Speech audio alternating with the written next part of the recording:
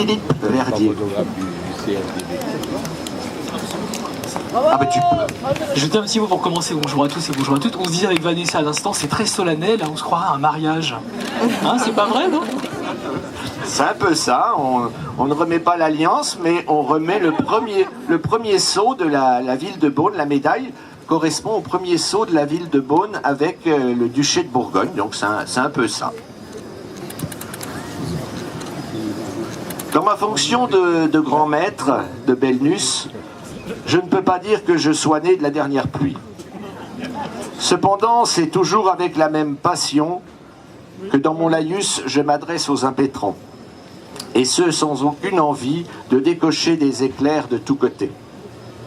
D'une part, j'aurais bien trop peur de m'attirer les foudres des futurs ambassadeurs, et d'autre part, je préfère très nettement, comme le précise le proverbe américain, formuler un compliment sincère qui sera reçu comme un rayon de soleil en parole, et ce, sans pour autant déverser une pluie de compliments.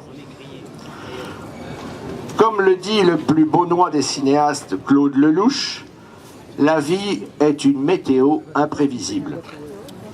Philippe, il t'a plu de voir faire ton apparition dans notre monde, dans l'atmosphère mouvementée de mai 68, à Neuilly-sur-Seine, et inscrire ton humanité naissante dans le petit livre de mai 68. Défiant toutes les prévisions, dès l'âge de 14 ans, tu débutes ta carrière sur les ondes de Radio Libre, où tu animes déjà des émissions. Je préfère parler d'appétence plutôt que de précipitation à la fonction d'animateur.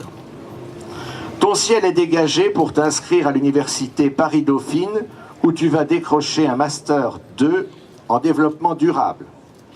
Ton mémoire « Je n'invente rien » porte sur le changement climatique et l'impact des médias sur ce sujet. Ton diplôme en poche, tu intègres RFI et en parallèle, tu animes la météo marine sur France 2. Ton ciel reste clair pendant 11 ans où tu vas officier sur la chaîne Météo. Ton tourbillon de la vie professionnelle se poursuit sans jamais brasser du vent.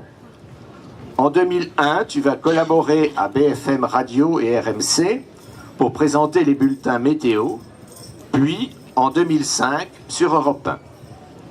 En 2007, tu rejoins la matinale de BFM TV. 2011, c'est le début de l'aventure France 2, tu rejoins le service météo. L'année suivante, tu en prends la direction, tu vas pouvoir ainsi à ce poste faire la pluie et le beau temps. Au moins. J'ai pas fini.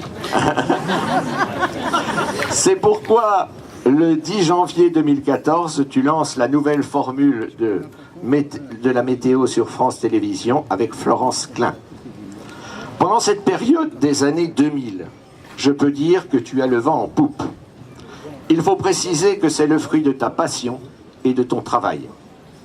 Jusqu'au jour où des nuages vont s'amonceler et venir assombrir le ciel de ton avenir professionnel. Quelques lignes, quelques pages de ton livre Climat Investigation vont faire éclater l'orage de la discorde avec ta direction. D'abord une brise légère avant la houle de la mère directrice de la chaîne nationale, jusqu'à ce que l'on te brise ton contrat. Tu es homologué comme climato-sceptique, ce à quoi tu réponds: je ne suis aucunement climato-sceptique, ce mot a été inventé pour les Nations Unies pour qualifier quelqu'un qui nie que le réchauffement climatique soit lié à l'homme. Or, tout le propos de mon livre, c'est exactement le contraire. On a essayé de me classer comme quelqu'un de rétrograde et de ringard. Je ne souhaite pas entrer dans la polémique, d'une part parce que ce n'est pas le lieu, et d'autre part, je suis trop attaché à la liberté de penser pour priver chacun de se faire librement sa propre opinion. J'ai à ce moment hyper sérieux de mon propos seulement envie de t'adresser une pensée de Sénèque. Seul l'arbre qui a subi les assauts du vent est vigoureux, car c'est dans cette lutte que ses racines, mises à l'épreuve, se fortifient. L'anticyclone revient avec la création de ta société de conseil en management pour les entreprises, dont l'idée t'est venue au contact des arbres et des abeilles. C'est une bonne manière pour ne pas avoir le bourdon. En effet, tu t'inspires des écosystèmes naturels, des forêts comme des ruches, pour réaliser ce projet. Tu dis avoir passé beaucoup de temps dans la nature argentine à faire de l'apiculture et non à t'adonner à une de tes passions, le tango argentin. Tu es l'illustration de l'adage qu'après la pluie vient le beau temps, et tu sais fort bien qu'à l'image de Roosevelt, il n'y a pas de vent contraire pour celui qui sait où il va. Maintenant, c'est à l'épicurien que je souhaite m'adresser. Tes propos à ce sujet, je m'empresse de les rapporter. C'est absolument un art de vivre et une nécessité dans notre époque. De tels propos ne pouvaient que te conduire à prêter serment au sein de la confrérie de Belnus. D'autres prédispositions ou signes annonçateurs me font dire que tu seras un excellent ambassadeur. En effet, lorsque l'on m'avoue avoir comme péché mignon l'amour des fromages, aimer les gougères et tout ce qu'il faut pour bien mâchonner, c'est-à-dire une bonne bouteille de blanc style Chassagne-Montrachet ou Vicin, sachant que le vin, comme le disait Galilée, c'est de l'eau emplie de soleil. Le fromage fait pencher le plateau dans le sens de l'intronisation. Je ne peux alors qu'ouvrir grandes les portes pour t'accueillir et t'adouber. Tu pourras dire à tes amis, à l'issue de cette cérémonie et après ton séjour parmi nous, qu'il y a du nouveau sous le soleil. De ton séjour bourguignon, je peux dire au nom de tous que nous avons passé de bons moments, partagé des instants conviviaux qui font fondre la glace de la banquise de nos égoïsmes, dissiper le brouillard du repli sur soi et dégager le ciel quant à l'avenir des relations humaines. Toi, l'amoureux des voyages, j'espère que de nombreux projets te conduiront jusqu'à nous pour apprécier nos climats classés à l'UNESCO, nos forêts, notre grand air, nos vins, notre terroir et notre gastronomie. En ce 19 novembre 2017, ton intronisation célèbre nos destins croisés et annonce, à n'en pas douter, des prévisions entre toi et Beaune qui seront toujours au beau fixe, en te laissant, bien évidemment, libre comme l'air.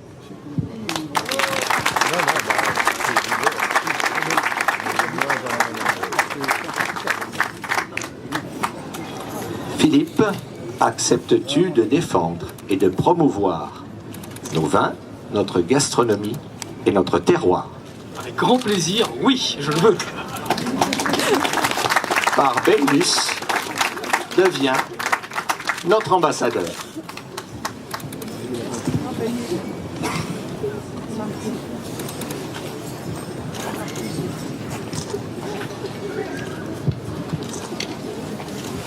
Allez. Philippe, s'il vous plaît.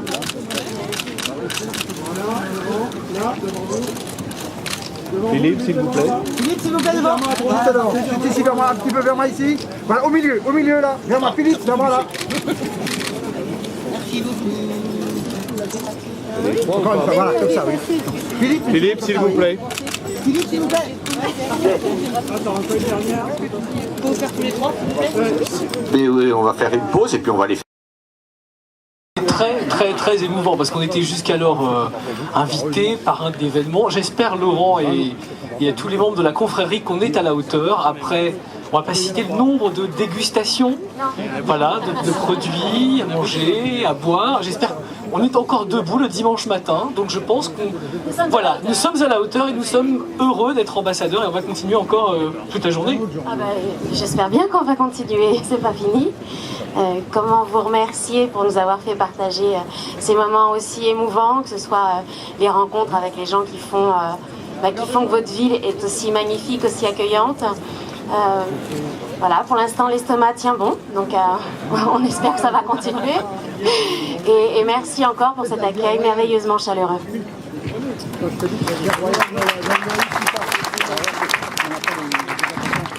Si un jour on m'avait dit que j'aurais un diplôme à boire et à manger, je ne l'aurais pas cru. Merci.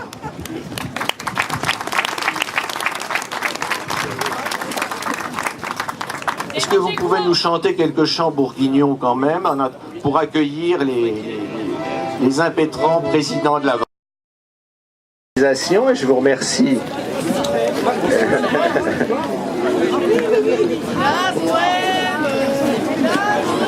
Bonjour monsieur le maire.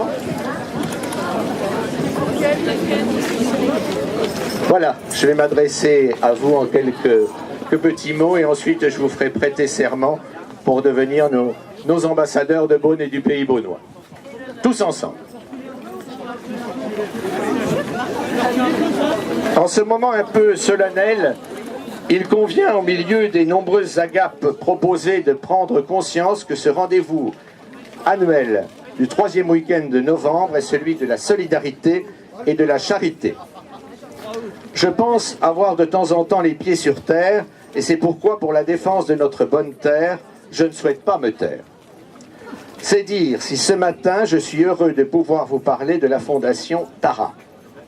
Ce projet est né de la passion de l'océan, d'une vision humaniste, originale et engagée de ses créateurs, Agnès B., Étienne Bourgeois et dirigé par Romain Troublé.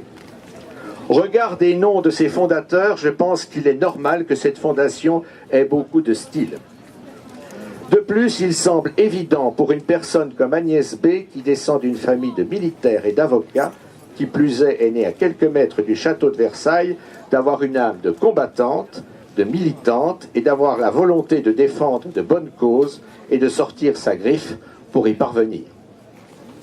Avec la goélette Tara, cette fondation mène des expéditions scientifiques qui permettent de comprendre les océans et prévenir l'impact du changement climatique et des crises climatiques sur cet écosystème.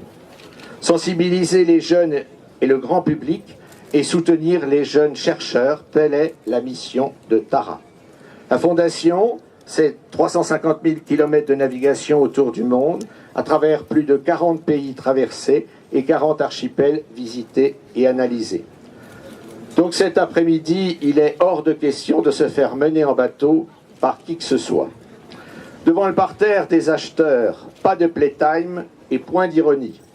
Agnès B. ne sera pas seule contre tous pour défendre l'avenir de notre planète. Julie Depardieu, la petite Lily, sera aussi à ses côtés sur le podium de la salle des ventes. Elle demandera à la foule qui m'aime me suive, et très certainement quelqu'un de bien, peut-être in extremis, achètera la pièce offerte pour l'avenir de notre humanité, le contraire serait amer. Quelques commères diront que c'est qu'une goutte d'eau dans l'océan, mais le jeu en vaut la chandelle, et plus encore à Beaune qu'ailleurs, on le dit et on le prouve. Merci de vous jeter à la mer, pour nous et nos enfants. Ce combat est méritoire et avec Tara, loin d'être éphémère. La seconde pièce offerte l'est au profit de 2 associations à vocation médicale. La recherche sur le cerveau et la Fondation pour la recherche sur Alzheimer. On peut à peine imaginer, lorsqu'une personne est atteinte d'une telle maladie, tout ce que l'annonce du diagnostic peut engendrer comme réaction. C'est comme si le ciel vous tombe sur la tête. Avec la Fédération pour la recherche sur le cerveau, c'est l'excellence de la recherche sur le cerveau partout en France qui est mise à l'honneur. C'est Marc-Olivier Faugiel qui est à la tête de ce combat. Cet après-midi, face à l'actu, dans la salle de vente, il va vous demander de couper vos portables. Je ne crains aucune somnolence, tant sa passion et son engagement sont grands. Et l'on pourra toujours lui dire « t'empêches tout le monde de dormir », peu importe, puisque c'est pour la bonne cause. Il aura, comme pour le Neurodon, une seule idée en tête, soutenir la recherche sur le cerveau. L'envolée des prix pourra changer le destin de nombreux patients pour devenir un fabuleux destin. Et pour les chercheurs et scientifiques, une opportunité pour voir plus clair et avoir l'espoir en tête quant à l'avenir.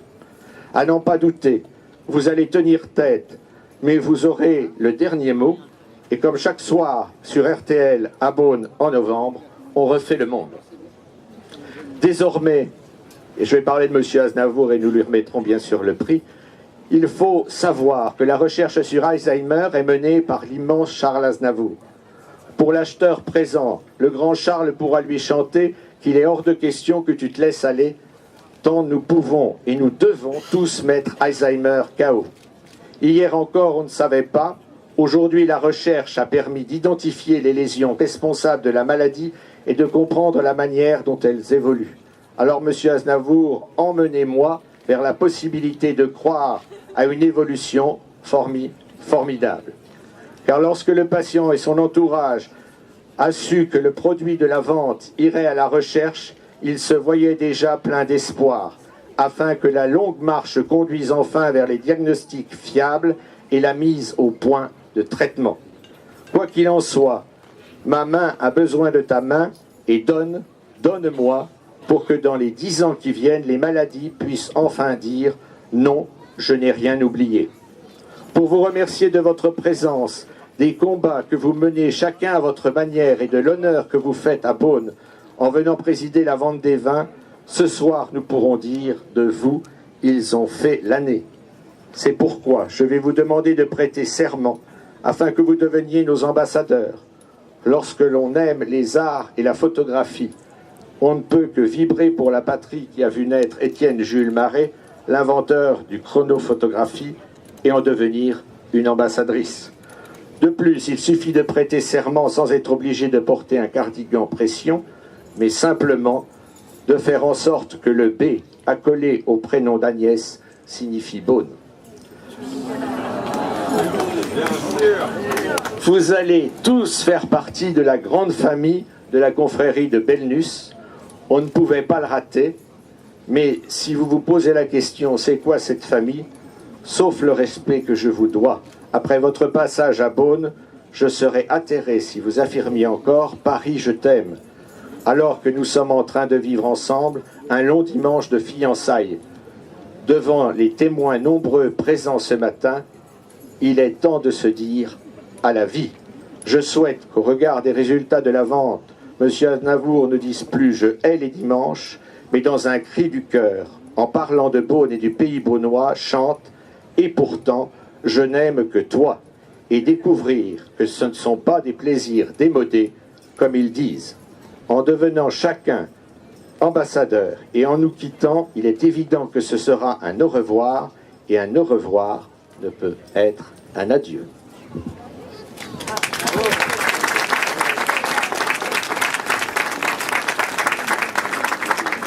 Acceptez-vous de devenir nos ambassadeurs, c'est-à-dire de promouvoir et de défendre nos vins, notre gastronomie et notre terroir.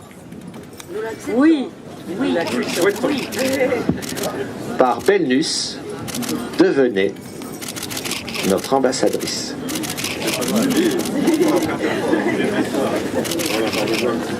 Agnès, Olivier Fogiel. Vous allez recevoir le diplôme et la médaille.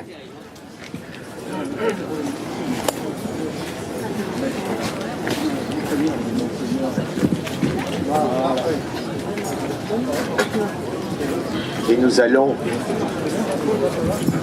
poser pour la fête.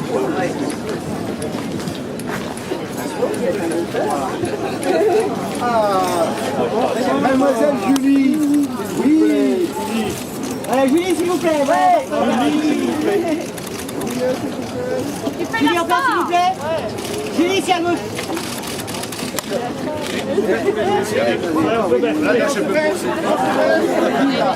Pardon, on a les fans derrière, alors attends, on va pousser un peu à eux. Julie. Ouais.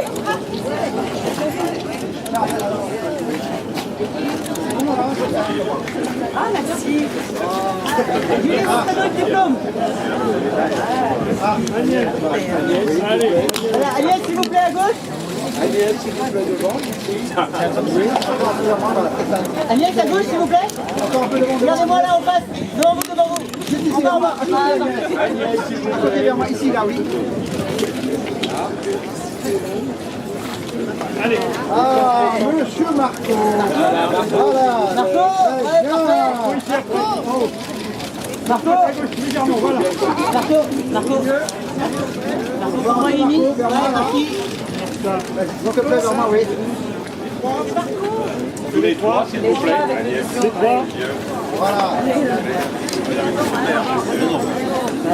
Voilà, tous les trois, monsieur le maire.